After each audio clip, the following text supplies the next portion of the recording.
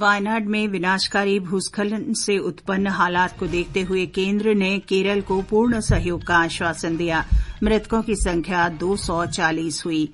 वित्त मंत्री निर्मला सीतारमण ने कहा, केंद्रीय बजट में विकास और वित्तीय समेकन के बीच अच्छा संतुलन है। संघ लोक सेवा आयोग ने आईएएस प्रशिक्षु पूजा खेडकर की अस्थायी उम्मीदवारी रद्द की और भविष्य की सभी परीक्षाओं से प्रतिबंधित किया। हमास के राजनीतिक नेता इस्माइल हानिये की तेहरान में हत्या, ईरान ने जवाबी कार्रवाई करने की चेतावनी दी। मौसम विभाग ने अगले 5 दिन के दौरान पश्चिमी तट पर भारी वर्षा की आशंका व्यक्त की। पेरिस ओलंपिक में मुक्केबाज लवलीना बोर्गोहाइन क्वार्टर फाइनल में पहुंची। बैडमिंटन में पीवी सिंधु और लक्ष्य सेन तथा टेबल टेनिस में श्रीजा अकुला सिंगल्स के प्री क्वार्टर फाइनल में पहुंची। निशानेबाज स्वप्निल कुसाले ने पुरुषों की 50 मीटर राइफल 3 पोजीशन स्पर्धा के लिए फाइनल के लिए क्वालीफाई किया।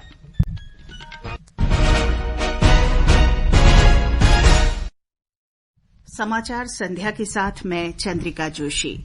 केरल में भूस्खलन प्रभावित वायनाड क्षेत्र में मरने वालों की संख्या बढ़कर 240 हो गई है। गृह मंत्री अमित शाह ने केरल को आश्वासन दिया कि केंद्र सरकार वायनाड त्रासदी के बाद बचाव, राहत और पुनर्वास के लिए हर संभव सहायता प्रदान करेगी और कोई कसर नहीं छोड़ेगी। देश के विभिन्न हिस्सों में भूस्खलन और बाढ़ के कारण जानमाल के नुकसान के संबंध में आज लोकसभा में श्री अमित शाह ने कहा कि सरकार हो या राजनीतिक दल, ये सभी के लिए केरल सरकार और विशेषकर वायनाड के लोगों के साथ खड़े होने का समय है। उन्होंने कहा कि केंद्र सरकार इसके लिए प्रतिबद्ध है।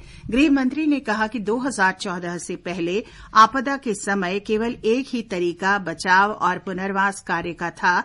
एनडीए सरकार आने के बाद बचाव कार्य के साथ साथ पहले से तैयारी की गई ताकि जानमाल का कोई नुकसान न हो। श्री अमित शाह ने कहा कि 18 जुलाई को पूर्वानुमान था कि केरल के पश्चिमी तट पर सामान्य से अधिक बारिश होगी और 23 और 25 जुलाई को तेज बारिश होगी। गृह मंत्री ने कहा कि 23 जुलाई को एनडीआरएफ के 8 दलों को पहले ही क्षेत्र में भेजा गया था। उन्होंने बताया कि प्रधानमंत्री मोदी स्वयं स्थिति पर नजर रख रहे हैं।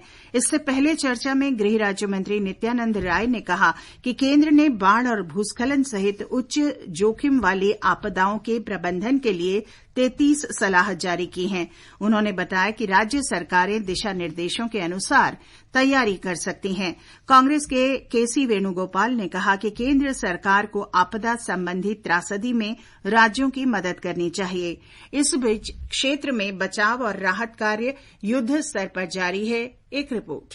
संयुक्त बल द्वारा चलाए जा रहे बचाव अभियान में अधिक से अधिक लोगों को सुरक्षित निकालने का प्रयास किया जा रहा है। मुख्यमंत्री पिनाराई विजयन ने बताया कि अब तक 1592 लोगों को बचाया गया है। सेना क्षेत्र में बचाव कार्यों को तेज करने के लिए एक अस्थायी पुल का निर्माण कर रही है। वायनाड में 82 राहत शिविरों में 8000 से अधिक लोग मौजूद हैं। आपदा को लेकर मुख्यमंत्री ने कल एक सर्वदलीय बैठक बुलाई है। इस बीच अगले कुछ घंटों में राज्य में तेज बारिश की भविष्यवाणी की गई है और अधिकारियों ने भूस्खलन संभावित क्षेत्रों में लोगों से सुरक्षित स्थानों पर जाने का आग्रह किया है। आकाशवाणी समाचार के लिए वायनाड से अरुण विसेंट की रिपोर्ट के साथ शक्ति सिंह।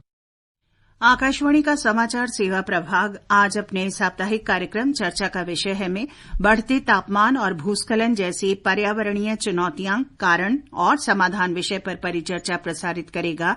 इसे रात 9:30 बजे से आकाशवाणी गोल्ड चैनल और अतिरिक्त मीटरों पर सुना जा सकता है। वित्त मंत्री निर्मला सीतारमण ने कहा है कि बजट विकास, रोजगार, कल्याण, पूंजी निवेश और वित्तीय समेकन जैसी प्राथमिकताओं के बीच एक अच्छा संतुलन बनाता है। वे आज राज्यसभा में बजट पर बहस का जवाब दे रही थीं। उन्होंने कहा कि सरकार सबका साथ, सबका विकास, सबका विश्वास, सबका प्रयास में विश्वास करती है। वित्त मंत्री ने कहा कि बजट ने सहकारी संघवाद को अडिग समर्थन का प्रस्ताव दिया है। उन्होंने कृषि क्षेत्र में आवंटन में कटौती के विपक्ष के आरोप को खारिज कर दिया। सुश्री सीतारमण ने बताया कि शिक्षा, रोजगार और कौशल के लिए 1,48,000 करोड़ रुपए आवंटित किए गए हैं।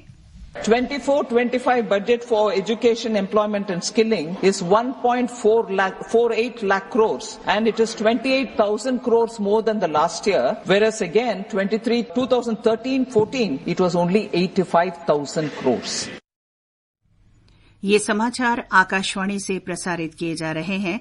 ताजा समाचार जानने के लिए आप हमारे Twitter handle @AIR News Hindi को फॉलो कर सकते हैं। पता है कैसे गुड़िया स्कूल जाती, कैसे गांव गांव में बिजली आती, एक राष्ट्र निर्माता। ये आकाशवाणी है। संघ लोक सेवा आयोग ने IAS प्रशिक्षु पूजा खेडकर की अस्थायी उम्मीदवारी रद्द कर दी है और उन्हें भविष्य की सभी परीक्षाओं से प्रतिबंधित कर दिया है। आयोग ने उपलब्ध रिकॉर्ड की जांच के बाद सुश्री खेडकर को सिविल सेवा परीक्षा 2022 नियमों का उल्लंघन करने का दोषी पाया। आयोग ने इससे पहले उसे फर्जी पहचान दिखाकर स्वीकार्य सीमा से अधिक धोखाधड़ी कर लाभ उठाने के लिए कारण बताओ नोटिस जारी किया था। सुश्री खेडकर निर्धारित समय के भीतर स्पष्टीकरण देने में विफल रही हैं। बिहार सरकार ने राज्य भर के कोचिंग संस्थानों में सुरक्षा उपायों, पंजीकरण और अग्नि सुरक्षा मानकों की समीक्षा करने का आदेश दिया है। शिक्षा मंत्री सुनील कुमार ने सभी जिलाधिकारियों को कोचिंग संस्थानों की जांच करने का आदेश दिया है। श्री कुमार ने कहा कि हाल ही में नई दिल्ली में एक कोचिंग संस्थान की दुर्भाग्यपूर्ण घटना से सबक लेते हुए ये कदम उठाए गए हैं।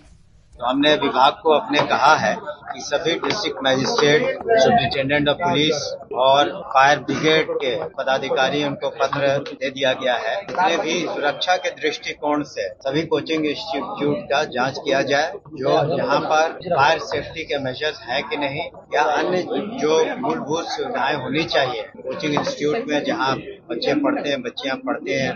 कॉम्पिटिटिव एग्जाम्स जितनी भी बहुत ही दुखद घटना थी, भगवान न करे इस तरह की घटना कहीं घटे। उत्तर प्रदेश विधानसभा ने मानसून सत्र के तीसरे दिन आज उत्तर प्रदेश राज्य राजधानी क्षेत्र और अन्य क्षेत्र विकास प्राधिकरण विधेयक 2024 पारित कर दिया। इससे राष्ट्रीय राजधानी क्षेत्र की तरह राज्य राजधानी क्षेत्र SCR का विकास सुनिश्चित किया जाएगा। राजस्थान में हरिभाऊ किसनराव बागड़े ने आज दोपहर राजभवन में राजस्थान के राज्यपाल के रूप में शपथ ली। मुख्य न्यायाधीश मनीन्द्र मोहन श्रीवास्तव ने श्री बागड़े को राज्यपाल पद की शपथ दिलाई। ओम प्रकाश माथुर सिक्किम के 18वें राज्यपाल बन गए हैं। सिक्किम उच्च न्यायालय के मुख्य न्यायाधीश विश्वनाथ सोमदर ने श्री माथुर को सिक्किम में राजभवन में पद और गोपनीयता की शपथ दिलाई। पूर्व केंद्रीय स्वास्थ्य सचिव और 1983 बैच की IAS अधिकारी प्रीति सूदन को संघ लोक सेवा आयोग UPSC का अध्यक्ष नियुक्त किया गया है। राष्ट्रपति द्रौपदी मुर्मू ने सुश्री सूदन की नियुक्ति को मंजूरी दे दी है। वे 1 अगस्त को कार्यभार संभालेंगी। हमास के राजनीतिक नेता इस्माइल हानिये की तेहरान में हत्या कर दी गई है। ईरान के Islamic revolutionary guard corps IRGS ने एक बयान में बताया कि हानिये को उनके एक अंगरक्षक के साथ ईरान की राजधानी में उनके आवास पर मार दिया गया। वे कल ईरान के राष्ट्रपति मसूद पेजेश्कियान के शपथ ग्रहण समारोह में भाग लेने के लिए आए थे। IRGC की ओर से हत्या के बारे में और कोई ब्यौरा नहीं दिया गया है।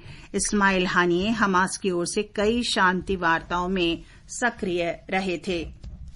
मौसम विभाग ने अगले 5 दिन के दौरान देश के पश्चिमी तट पर मूसलाधार बारिश जारी रहने का अनुमान लगाया है। अगले 3 से 4 दिन के दौरान उत्तर पश्चिम, मध्य और पूर्वी भारत में बहुत तेज बारिश की संभावना है। कल से शनिवार के बीच मध्य महाराष्ट्र में तेज वर्षा होने की आशंका है। अगले 2 दिन तक पूर्वी मध्य प्रदेश और शुक्रवार तथा शनिवार को कोंकण और गोवा में, शनिवार को गुजरात में मूसलाधार बारिश होगी। दिल्ली में अगले 5 दिन तक बारिश का अनुमान व्यक्त किया गया है। बांग्लादेश में भारतीय उच्चायुक्त प्रणय वर्मा ने ढाका में प्रधानमंत्री शेख हसीना से उनके आधिकारिक आवास गण भवन में मुलाकात की। उच्चायुक्त ने देश में हाल के प्रदर्शनों में हुए जानमाल के नुकसान पर शोक व्यक्त किया। उन्होंने तेजी से सामान्य हो रही स्थिति और आर्थिक गतिविधियां फिर शुरू होने का स्वागत किया। ये समाचार हमारी वेबसाइट newsonair.gov.in/hindi और हमारे mobile app news on AIR पर भी उपलब्ध हैं। समाचार संध्या में आपका फिर स्वागत है। अब पेरिस ओलंपिक की खबरों के साथ हैं प्रियंका अरोड़ा।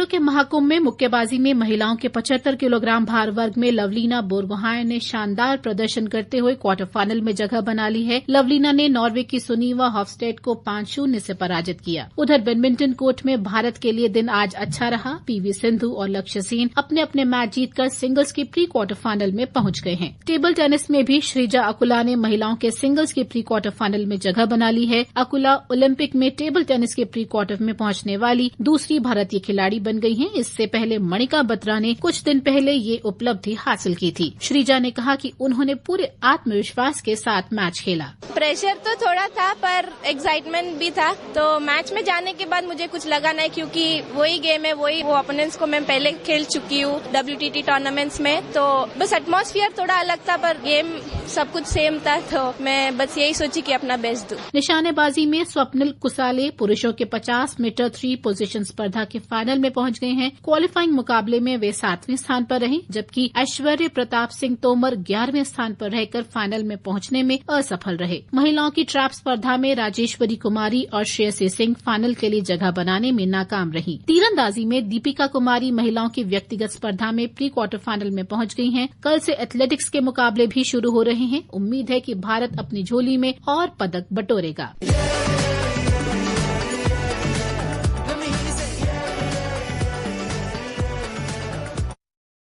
अंक तालिका में चीन 8 स्वर्ण के साथ शीर्ष, जापान 7 स्वर्ण के साथ दूसरे और फ्रांस 6 स्वर्ण के साथ तीसरे स्थान पर है। भारत 2 कांस्य पदक जीतकर 36वें स्थान पर है। और अब आर्थिक जगत की खबरों के साथ हैं स्पर्श सक्सेना। सेंसेक्स 286 अंक बढ़कर 0.35% की बढ़त के साथ 81,741 पर बंद हुआ, जबकि निफ्टी 94 अंक उठकर 0.38% के लाभ के साथ 24,951 पर बंद हुआ। विदेशी मुद्रा बाजार में रुपया अमेरिकी डॉलर के मुकाबले 83 रुपए और 72 पैसे के स्तर पर बंद हुआ। ब्रेंट कच्चे तेल की कीमत $80.80 प्रति बैरल पर थी। और अंत में मुख्य समाचार एक बार फिर। वायनाड में विनाशकारी भूस्खलन से उत्पन्न हालात को देखते हुए केंद्र ने केरल को पूर्ण सहयोग का आश्वासन दिया। मृतकों की संख्या 240 हुई। वित्त मंत्री निर्मला सीतारमण ने कहा, केंद्रीय बजट में विकास और वित्तीय समेकन के बीच अच्छा संतुलन रहा है।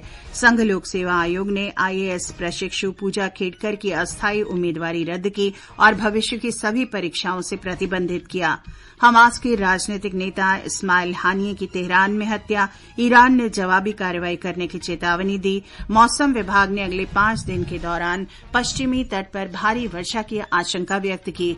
और पेरिस ओलंपिक में मुक्केबाज लवलीना बोरगोहाइन क्वार्टर फाइनल में पहुंची। बैडमिंटन में पीवी सिंधु और लक्ष्य सेन तथा टेबल टेनिस में श्रीजा अकुला सिंगल्स के प्री क्वार्टर फाइनल में। निशानेबाज स्वप्निल कुसाले ने पुरुषों की 50 मीटर राइफल 3 पोजीशन स्पर्धा के फाइनल के लिए क्वालिफाई किया।